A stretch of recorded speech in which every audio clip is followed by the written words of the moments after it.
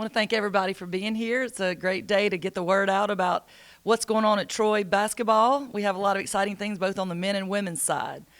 So even though we lost 90% of our scoring and 90% of our rebounding from last year's team to graduation, we are extremely optimistic about how high the ceiling is for this team this year. And I say that for several reasons. First reason is we've got really good players. We only have 3 returners from last year's team, and they're set and ready to help, and they're leading. But the incoming players are good, and they're talented. And one thing about them that's a little bit different from last year's team is we have kind of specialists in different areas, whereas last year everybody could just come off the dribble or everybody might pull up and take a three-point shot. This year, we really, really have some three-point sharpshooters with Amani Jenkins, Leilani Guyon. We have some players, the guards that are really good off the dribble drive, Ashley Baez, Brianna. So also at the post position, we kind of have specialists in their areas. We have a rim protector this year, 6'4" with Emma. We have some back-to-basket post players. Unlike last year, we were all just kind of running, leaping, very athletic, good post players. We have some of those this year, like Zay Dyer, but we also have true back-to-the-basket. So we have specialists, so that's one of the reasons I say we're very optimistic, even though we lost a lot last year. Another reason is because we have the coaching staff and I have really tailored the personnel we have. We have tailored what we're doing on offense and defense, and we've made some adjustments to cater to those areas and those specialists that we have. And so we've changed our defense a little bit. We're going to be up and pressing more off of missed baskets, which is the first time we've done that since I've been at Troy. If you put Adriana, we call her Speedy, if you put her in the half-court game, you can't really truly see how good of a player she is. But if you put her as many possessions as possible, using all 94 feet of the floor, she looks really good. So we catered and changed what we're doing a little bit on offense and tweaked it on defense to the personnel we have. And then the other reason, I believe, the third reason I believe that we think that we have reason to have high hopes for this team is just I feel like they have a chip on their shoulder and they have something to prove. Again, our returners, our 3 returning players, many of them, like Zay Dyer, would have probably started on most Sunbelt Conference teams or all Sunbelt Conference teams, but she played behind 2 pros, right? Sticks left last year and Ty. They're both playing professionally. And so she came off the bench behind them, and now it's her turn. But with our transfer portal players, most of those, we had 4 transfer portal players come into our program this year. 3 of those I had recruited several times. So we got them back their senior year, and they're here to prove that Troy is probably where they should have been all along. And though they didn't get the best out of their playing careers at their other schools, they're here to prove that they're going to do it at Troy. And they have shown it over and over in the extra work they're putting in, their determination. And we're just really hopeful that we're about to have a good season. All those 3 things will pay off.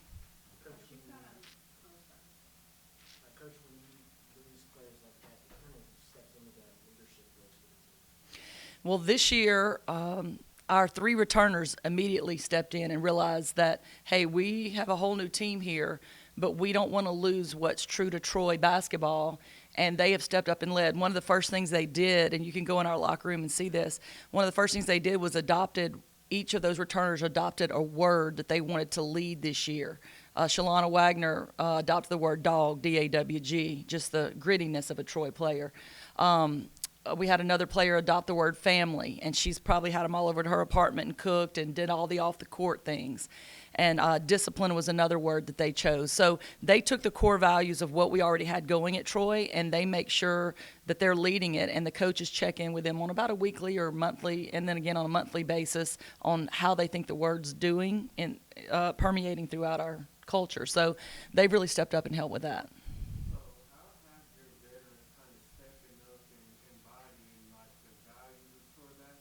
Mm-hmm. How does that fit into the culture that you're trying to keep? Well, like I said, they've kind of really put some thought into what they wanted to make sure we carried over, because it was through those 3, right? Those 3 are the ones to bring it on to the new group. So they really put some thought into what they wanted to carry over with this team, but also because we do have a lot of seniors and upperclassmen that are new to the team. They also had things that they want to lead as well, and so we've embraced that. At first, we just went with the words that our returners had brought to the table, and then we had another meeting where we asked them all to include a word that they would want to lead. And so they're all bringing their own flavor, so it's not just the same situation or the same program it was last year. We also have the benefit of good players from other good programs. Coach, you mentioned a little bit about that transfer portal. How has that changed your coaching style, the way you recruit, and the way you, I guess, try to mold a team that can stick with it? So I think this wild, wild west of the transfer portal has been a little bit easier adjustment for Troy basketball than some programs, because we have been living off of transfers since I got here. They were just junior college transfers. So we were kind of used to that, maybe only having a player for 1 or 2 years, and putting our heart and soul and effort into bringing that continuity to a new team quickly, forming a new team with only a year or two to play at Troy. So we think we've been pretty good at that. We always can get better, but it is a lot of what I've kind of been explaining, like, okay, let's make sure we don't lose what's unique to Troy and what's worked for us, and let's make sure that we put that out in the forefront when the new team gets here. But then again, it's also taking a step back and respecting that we do have good players, that they're just not just brand new babies here. We've got 3 All-Americans that transferred from junior college this year. So we don't want to just say it's all about what's been done here in the past. We also listen to them, what's worked for you where you were, and how can we implement that on the team? How can we bring the best of each of our players and make the voice heard on our team? Like you got all 3 of the Yes, we do. So as far as getting older players, how much does that help, I guess, as far as maturity and that? So my husband's a football coach, and we bounce things off of each other all the time, and he's always said, even if a player rode the bus the year before, even if they weren't, even if they're just because they're that year older and they've been around a program, you have a lot more chance of being successful with a player with experience, which is one of the reasons we're so excited about our men's basketball team here at Troy this year. But I feel like, I grew up with boys, and my brothers would get me out in the yard and we would race, but they would give me a head start. They would say, because I'm a girl. And I feel like having those older players, more mature, gives me a head start. And I think it's been proven in the Sun Belt Conference over and over again, because I remember one year we tied with Coastal Carolina to win the regular season conference championship. And then the next year, we both came back with a different team. She started over with a lot of freshmen, and I started over a lot of those transfers. And I think for that reason, I think we finished first again that year, and I think she finished last. We have talked about that over and over, because it is a head start when you have older players, if you can manage them and let their voice be heard as well and get buy-in. That's the thing, getting buy-in. And I think because of my staff and the kind of people they are and the way that they work with our players and in their hearts off of the court, we are able to get that buy-in, and it's been successful here.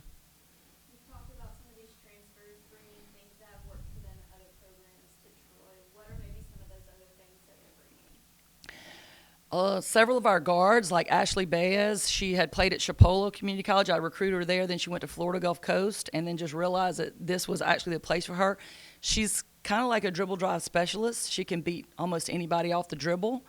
And so, we're working that into what we do. We specifically run things to get her in those opportunities, which we didn't do that at all last year for our players. And then there's other players. Leilani Guyon came from a very successful junior college program at Eastern Florida.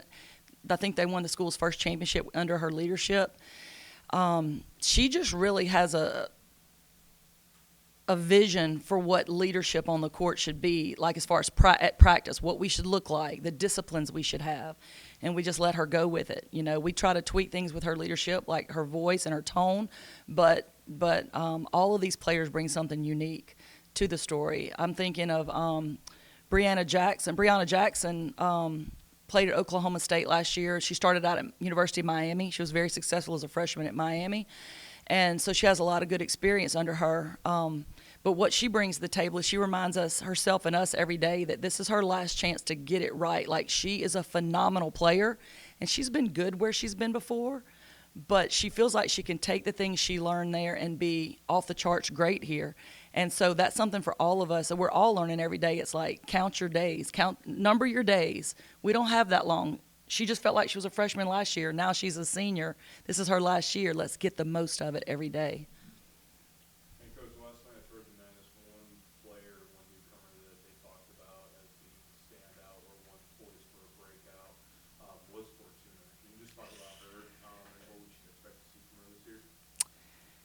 I think that she's really going to surprise a lot of people. She's an undersized post that I believe will get a lot of bigger post in foul trouble because of how strong she is and how hard she plays and how skilled she is.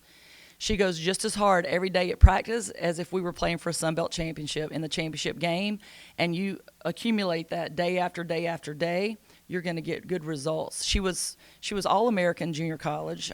She was at the NJCAA national tournament. She may have been the best player at that tournament. Was the best post player in my opinion.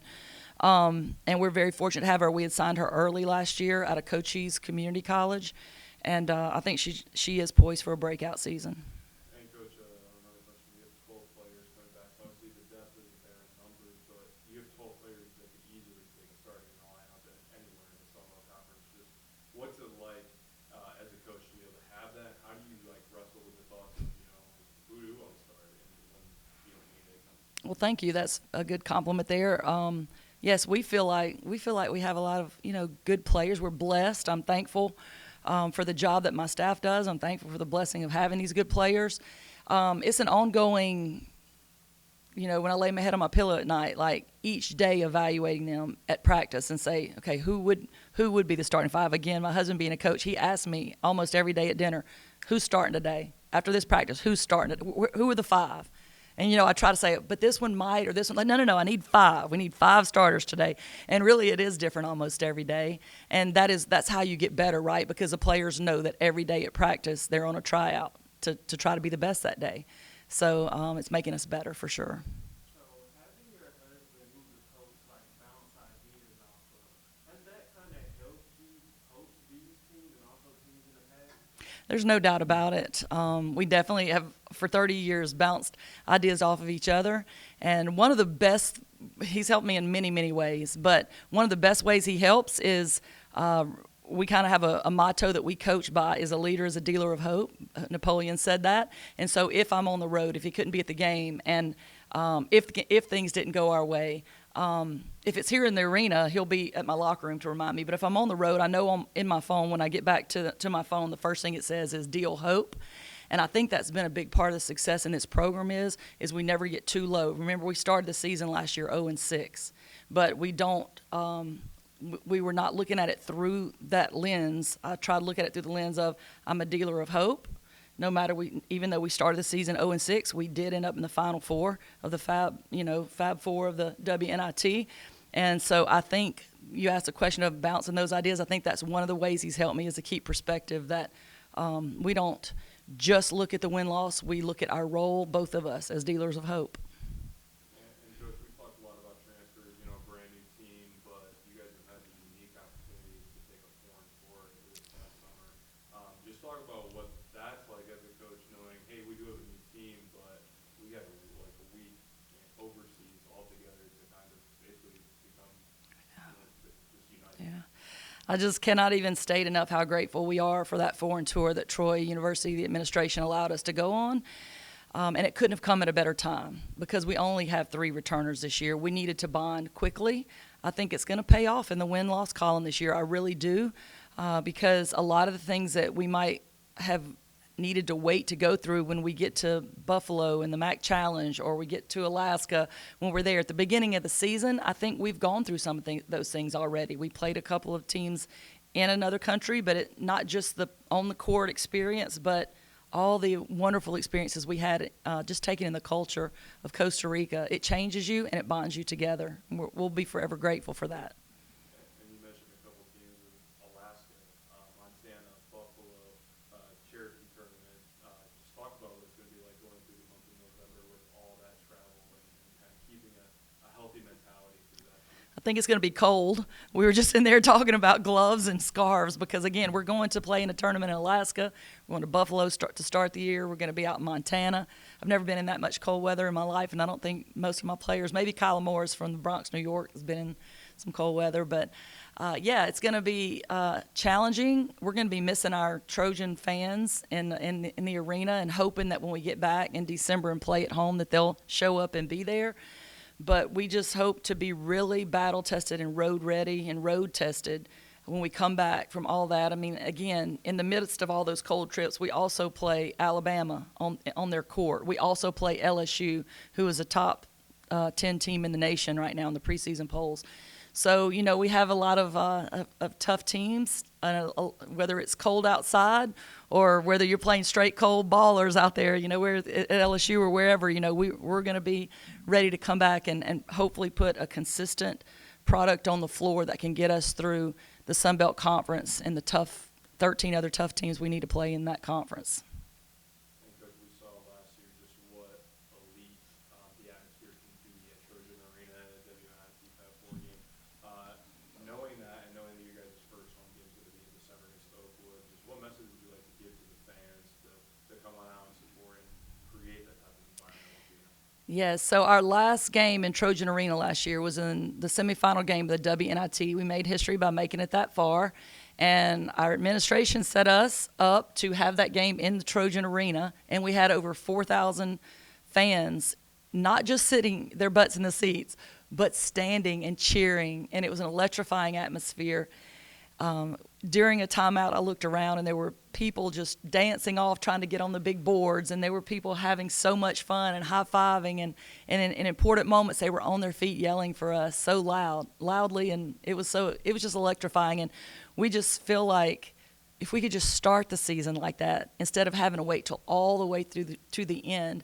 We feel like between men and women's basketball, who have been the most successful in the Sun Belt Conference of any men and women's Sun Belt team, I think in the last 5 years, we feel like why not have that all the time? We're the best show in town during that time of year, it's just a great opportunity to build that one Troy heart-to-heart memory-making atmosphere is at these basketball games, and we hope people will get behind us and fill the stands in Trojan Arena every night.